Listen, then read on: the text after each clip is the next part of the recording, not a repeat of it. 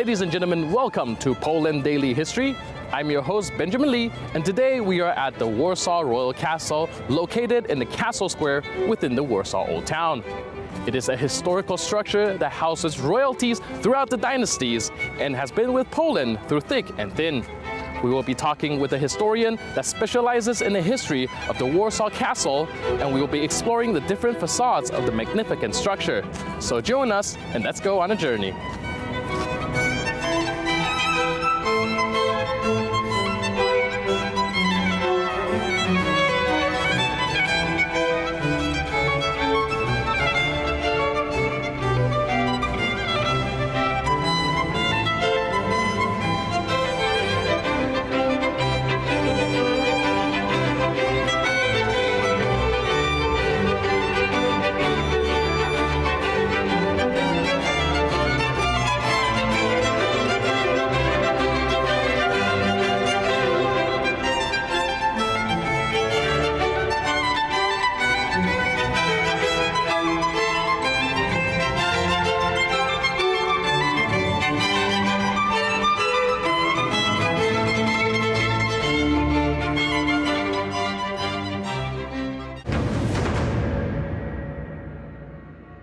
So as I understand, the castle used to belong to the Masovian dukes instead of the Polish kingdom. And I was wondering, when was it incorporated into Polish kingdom and became part of Poland and have its prominence inside of Poland as one of the biggest castles? It is possible that only a few parts of the royal castle have been preserved since the medieval times. We can mention the basement, part of the Grodzka Tower. There's also the prison side of the tower, an annex to the tower, which had a well in it that would supply the castle's inhabitants with water in times of crisis. Moreover, a beautiful interior of Gothic basement, known as the Ducal Basement. This is a remarkable Gothic interior, built around just one pole.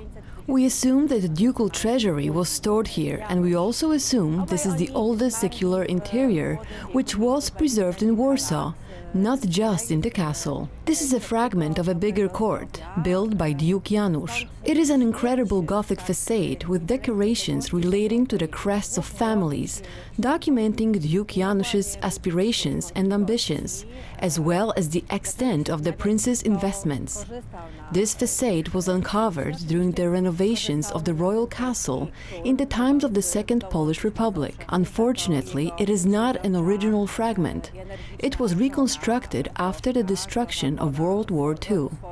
Masovia was a fiefdom of the Polish kingdom. The fifth arrangement foresaw that in the case of the male duke lineage coming to an end, the Duchy of Masovia would come into the hands of the King of Poland. This situation happened in the third decade of the 16th century. One of the dukes, Stanisław of Mazovia, died in 1524, while 2 years later, in 1526, the other brother Janusz died. They both died at a young age. They were both in their 20s.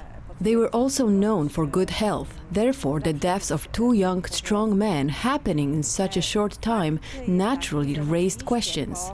People began wondering who would benefit from their deaths, and the King of Poland was a certain candidate, as that allowed him to incorporate Mazovia into the area of Polish crown. Therefore, rumors of his entrepreneurial and energetic wife, Queen Bona Sforza, was the one who helped the two dukes to leave this world.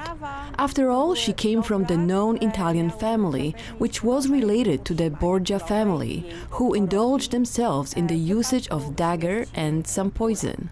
This was never proven, however. After World War II, the shared tomb of the two dukes was opened. The scientists were trying to analyze their remains. However, that was no longer possible. The remains have been in decay for so long that an autopsy couldn't verify their causes of death. After the death of the Masovian dukes, the fiefdom was incorporated into the Polish kingdom. Thus, the royal castle in Warsaw became one of the royal residencies spread across Poland.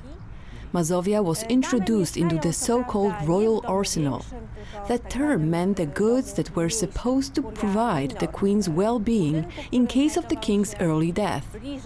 Such a situation happened in 1548, when King Zygmunt I died, and Bona had to leave the Wawel castle in Krakow. She moved along with her daughters, Zofia, Katarzyna and Anna, to the place which she was promised, the Masovia. She moved into the former ducal residence. The ladies lived in the Curia Minor, the smaller house, a building which was located closer to the current St. John's Cathedral, then St. John's Church. We know that Bona did not specifically like the Warsaw Castle. She saw it as a rather grim, unkept building. Very quickly she ordered to build a beautiful wooden living quarters in the current Łazienki Park, in the place currently occupied by the Ujazdowski Castle. That was where she liked living. She even planted an Italian-style vegetable garden there. The castle and its surroundings owe more of its to days. In 1556, after a conflict with her only son, Sigismund Augustus leaves Poland and goes to her family Duchy of Bari. This trip departs from the royal castle. Bona took many valuables, treasures she accumulated throughout her life. She leaves her daughters in Warsaw, after which Zofia and Katarzyna left Poland pretty soon after their mom's departure. Anna Jagiellon suddenly became the only one of four to stay at the royal castle in Warsaw. And it is to Anna's credit that the Vistula slope was covered with wonderful gardens seen from the side of the river. After Bona Sforza left Poland in 1560s, King Sigismund Augustus began spending more time in Warsaw. Since Queen Anna Jagiellon lived in the smaller estate, King Sigismund would occupy the Curia Major. King Sigismund Augustus did not like the Wawel castle too much, as it brought up many unpleasant memories of his complicated love life with Barbara Radziwiłłówna. He much rather spent his time in Vilnius and in Warsaw. The situation of Warsaw as a royal residence changed completely after 1569. This was a breakthrough year in our country's history. This was the year in which the Lublin Sejm took place, which in turn led to the establishment of the Union of Lublin. This was a real union between Kingdom of Poland and the Grand Duchy of Lithuania. Since the establishment of the Union, the countries would no longer be connected only by sharing a common ruler, and the two countries would form the Polish-Lithuanian Commonwealth. One of the resolutions of the Union of Lublin was to creation a shared parliament for the two countries.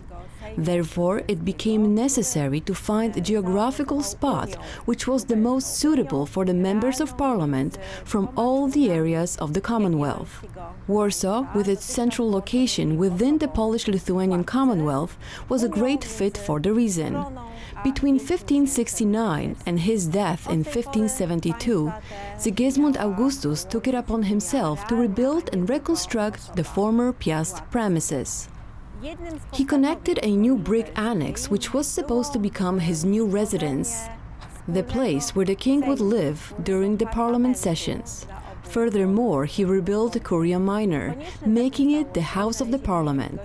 Thus Warsaw, and the castle in particular, became the residence of the Commonwealth's highest authorities. Ale staje się również gmachem państwowym.